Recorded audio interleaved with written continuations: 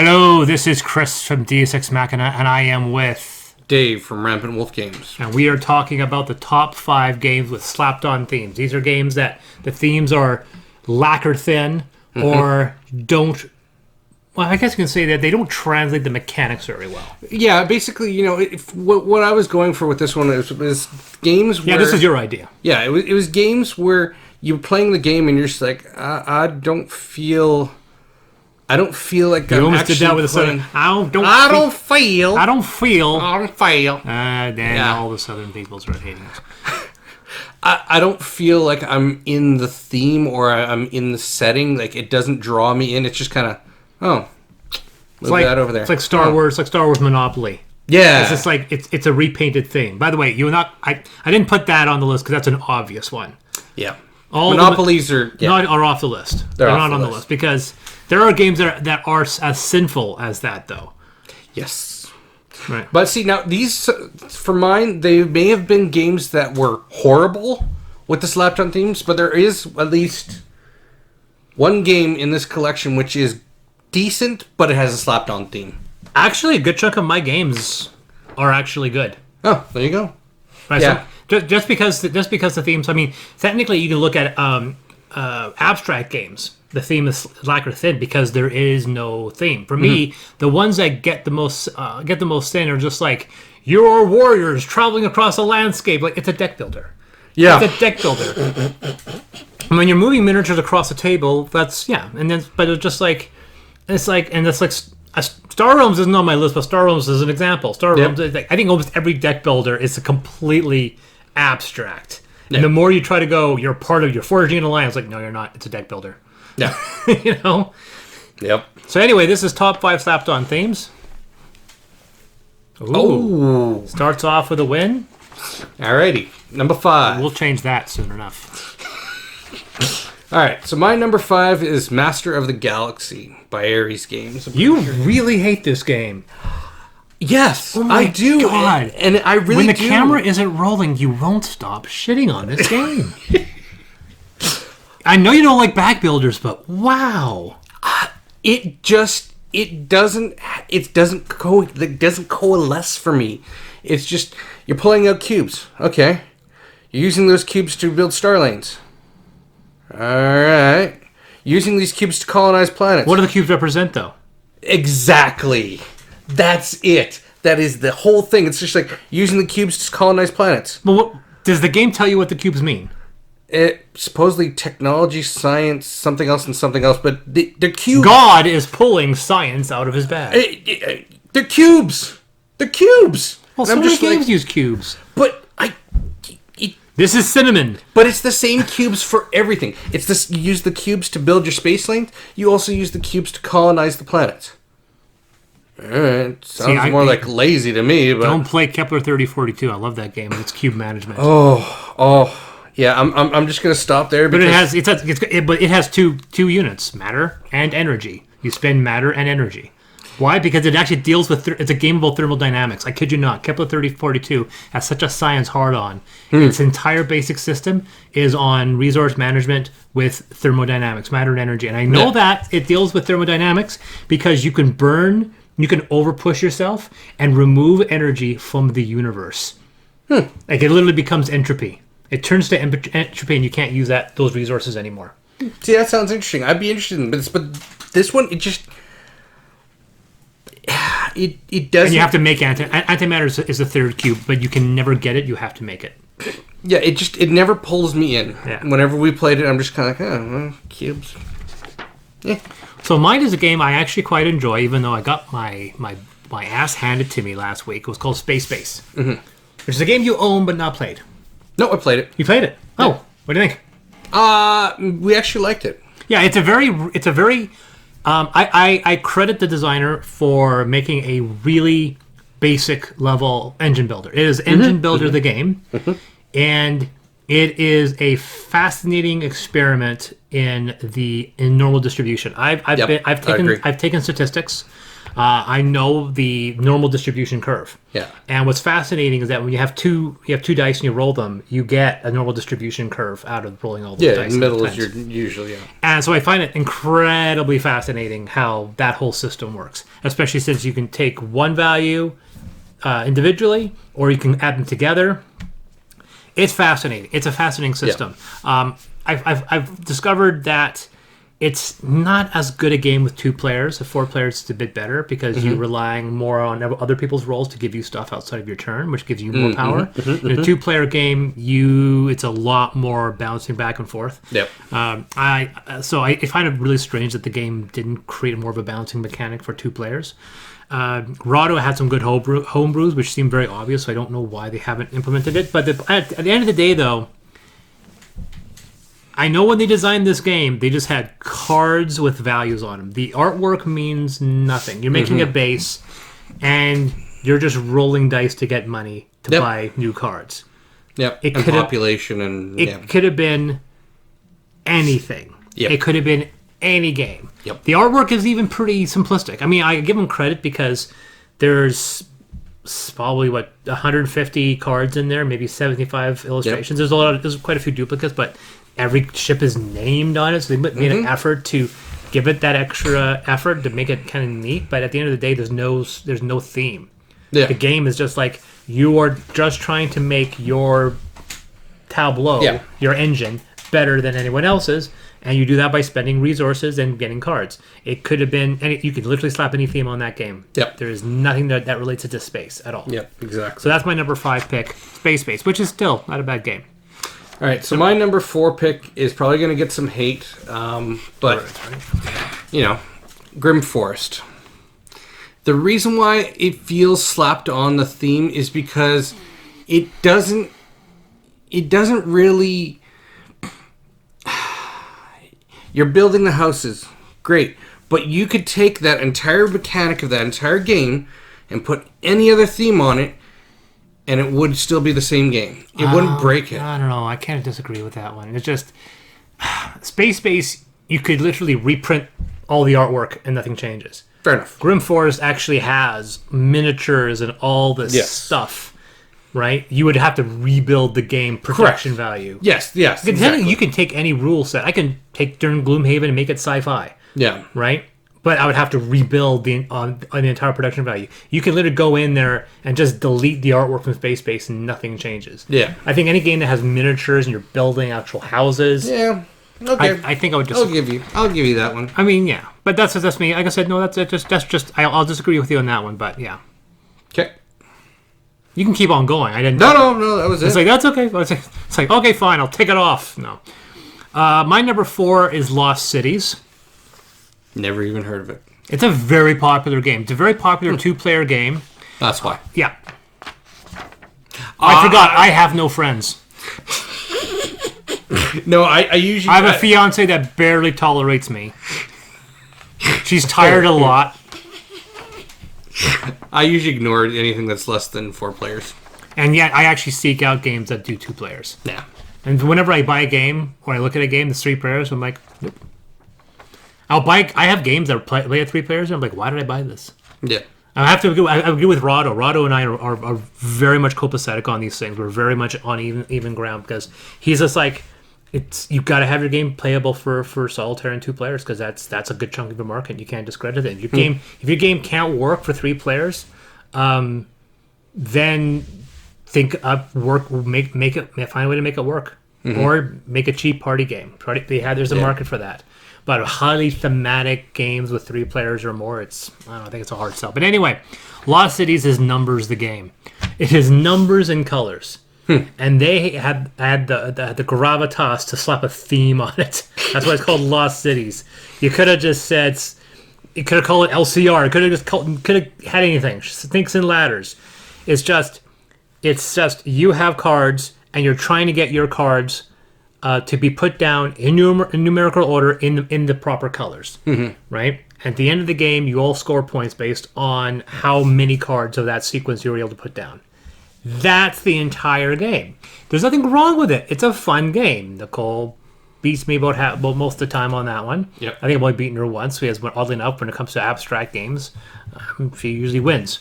But they had the whole it's just like, oh, it's archaeology. You're searching. No, come on, it is just numbers and colors. The board game. Yep. Lost cities. You're exploring this. No, we're not. No, we're not. It's just colors and numbers. So that's my number 4 pick.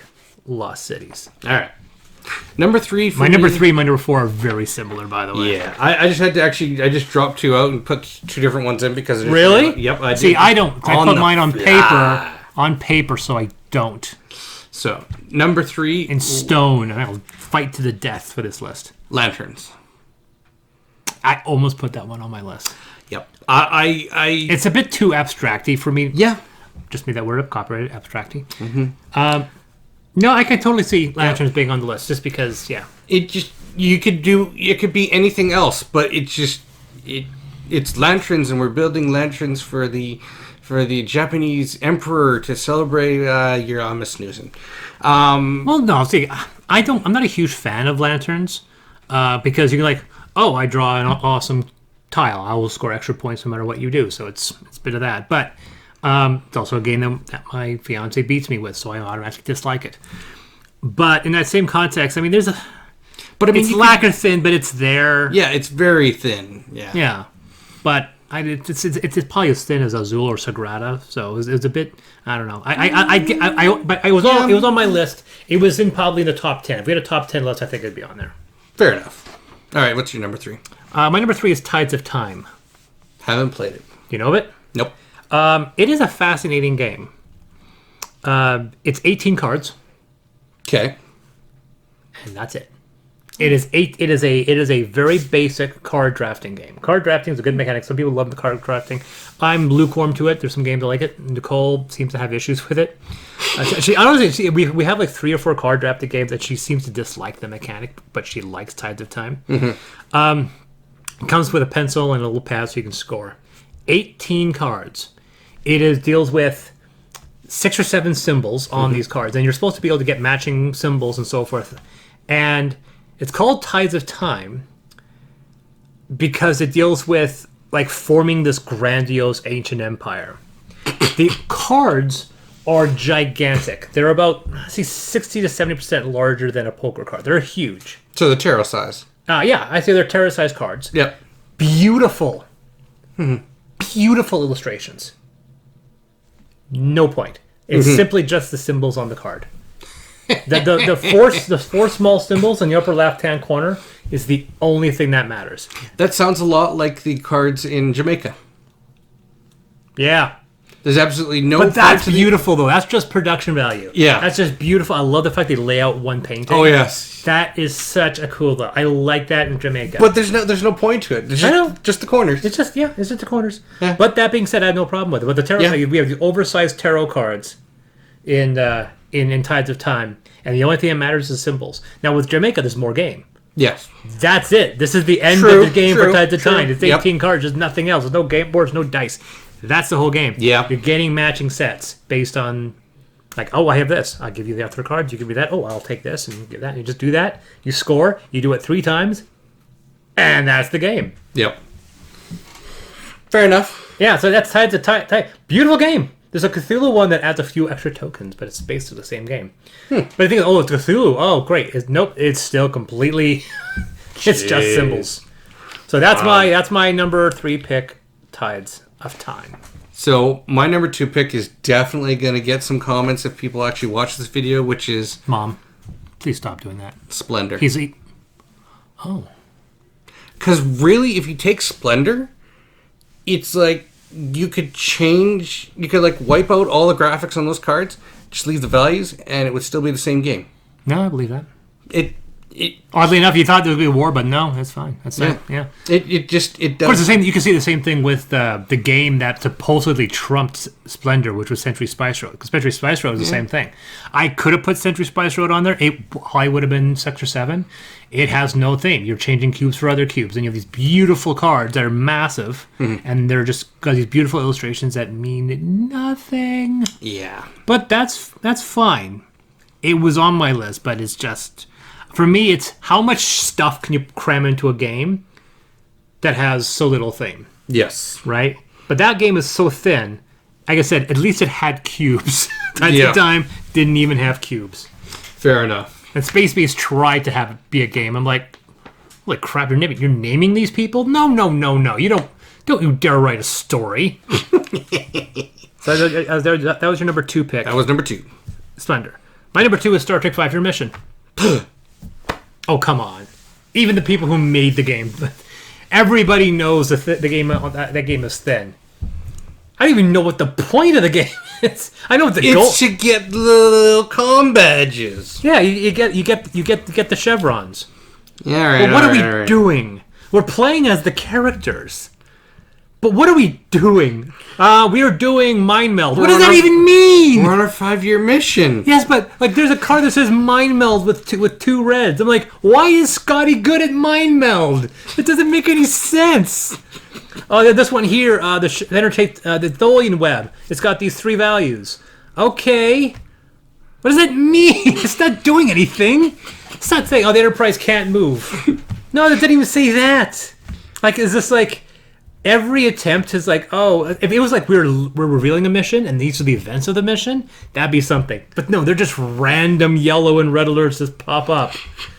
And it's like, oh my god, Klingons, and then oh my god, then now there's the time travel episode, and then Triple show up. Like, what is going on? There's no sense. Have you ever rewatched the original series? I know it is complete chaos, but it is very strange. It is very strange. And it is a fun game. It is a fun die placing game. Yep. But wow, I know. A little bit of effort could have been made to, like I said, another game that's die placing, which has a better applied theme, which was Elder Sign. Yes. So people are like, you were both. Did the screen crash? No, the screen crashed. I literally froze for a second. Elder Sign. Yeah. Which is exact similar mechanic, but with a bit more effort put into the theme. This one has way less effort, but it could have done better. Yes. So that's my number 2, Star Trek 5 Year Mission. Once again, they said 4 games, 4 enjoyable games. Number 1, not so much. Yeah, no, not for my number 1. All right, let's do this. Oh, snip, snip, snip, snip, all right. snip, snip. Number 1. Number 1. For the next week or 2 weeks, it's gonna be Gloomhaven. It's not. No, Gloomhaven. No, Gloomhaven. That'd be just me shitting on Gloomhaven for no reason. I'm not gonna do that. I'll get to that, folks. I'll get to that. There will be a moment for Gloomhaven to get my ire. It's a great game, but no game is without criticism. All right, what's your number 1? My number 1 is a game which I'll probably be talking about a few times over the next little bit because I'm amazed that someone made it. It's called Alchemistry. Ah, yes. Which is a game you have not heard of. No. Well, I've heard of it tonight. Because I've mentioned it. Yes. It is a game that's very obscure. You'll be seeing a review from me on the Dice Tower probably in a couple of weeks. I've already recorded the review, but it's kind of backed up in the queue behind another game that I'm doing. It could have been an engine builder, but it's not. It could have been a bag builder, but it's not. It is a turn cubes in for card game, similar to a lot of games. You grab cubes out of a bag. Yeah. And you put them on your board. Yeah. And then you grab cubes out of your bag and put them on your board. Uh-huh. And then you do this repeatedly until you see a pattern forming and go, oh, I can buy that card for these cubes. All right. What's the next move? I'm taking cubes out of a bag. And it's, I have this card. I can turn it over and take 2 cubes that I've already used, and then I'll buy this card. And then I'm taking cubes out of a bag. It is one of the most boring experiences I've ever played. I was almost falling asleep while you were telling me about it. I am. Yeah, it is. But here's the reason why I say that the theme is thin isn't because of that. Yeah. Because once again, what is Century Spice Road other than trading cubes in? But it's beautiful. It's a beautiful game. You can look at the cards and go, wow, this is a pretty game. Alchemistry doesn't even have that going for it. It's trying to say, you're all students trying to mix potions together. Yep. Right? Cauldron Master, which is almost the exact same theme, is a much better game. But the whole idea, you're trying to get resources, and then you're using them to buy potion cards and the jewel cards. The jewel cards are just jewel cards. They don't say what the jewel cards do. They're just literally, it's an image of a guy doing this, and then the 3 symbols of jewels. What am I doing? The potion card, I kid you not, is a little poker card with 6 cubes on it. There's no artwork. It's just 6 different colored cubes. It doesn't tell me what the potion is. It doesn't tell me what it does. There's no flavor effect. It's just simply a card with 6 cubes on it. No artwork at all. Right? The player boards have no artwork. They are just simply the where you can place your cubes. Oh, yes. And it gets better. The point tracker, no artwork. Right? Wow. The bonus trackers, no artwork. They're just Sounds like the game wasn't finished, but they had to put it out. No, I truly think that the game is what they wanted it to be. The game production design, we'll get into it later. Production and actual design is also bad as well. The entire game is covered in that really ugly orange peel of a game that probably should have gone through the cure a bit more. So it has a very bad kind of gloss on it. But yeah, it is trying very... It says, oh yeah, your student's doing this, and like, wow, you're not even trying. At least put some names on the spells. At least give us something. Give us an engine builder. Make it seem as if I'm doing something other than just, I'm taking cubes out of a bag and putting them on my board. Looking for if I have a pattern. Nope. Taking cubes out of a bag. And I played it twice. And I was like, I do not want to touch this game ever again. It's a bad game, but the theme is horrible. Fair enough. So that's my number 1 pick, Alchemistry. You'll be hearing about it again. All right. So my number 1 game, played this the other night, or rather officiated for this group the other night.